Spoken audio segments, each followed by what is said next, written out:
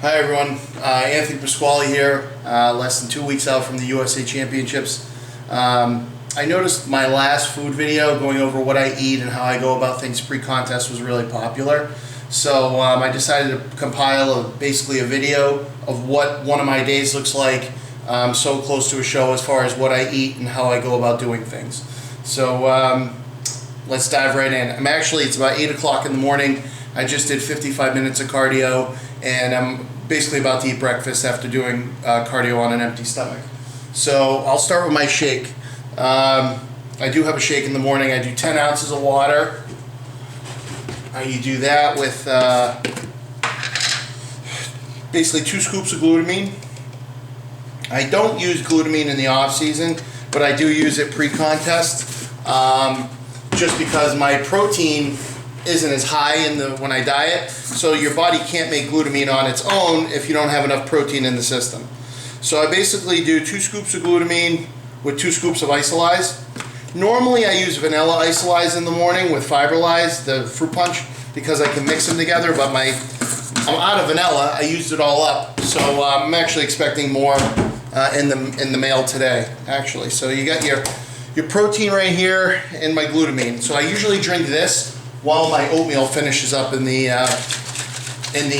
microwave. And I figured I'd show you guys this, so that I think a lot of times people think, oh, they say they take this product because, they're affiliated with a company. No, I really do use these, and I really do use them every morning for breakfast. With less than 2 weeks to go from the USA's, this isn't a time where I would just take things to take it unless it was really in my diet. So that should be good. Isolyze is easy to mix, so you only have to shake it for a couple seconds, or you could start with a spoon.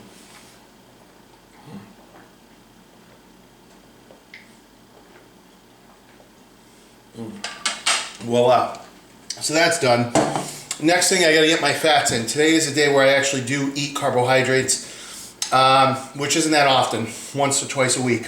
I set up my food scale, I get a spoon, I preset it so everything's set to 0. I use almond butter or peanut butter depending on how I feel or what I want. All natural, of course. I basically weigh it out to 1 tablespoon, which I almost got right there. I usually, after you're doing it so many times, you get pretty good at it. So I do, you get this right.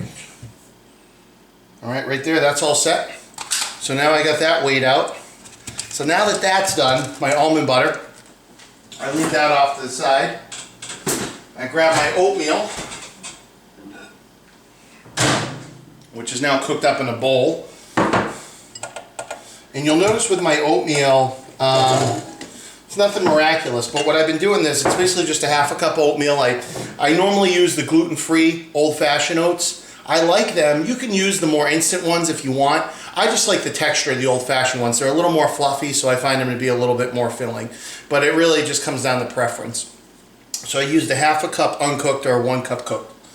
My new thing right now is I use Saigon cinnamon. This is my new thing. It's the same as regular cinnamon, but it just has more flavor.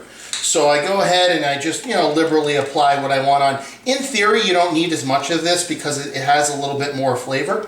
But I use about the same amount as I normally do.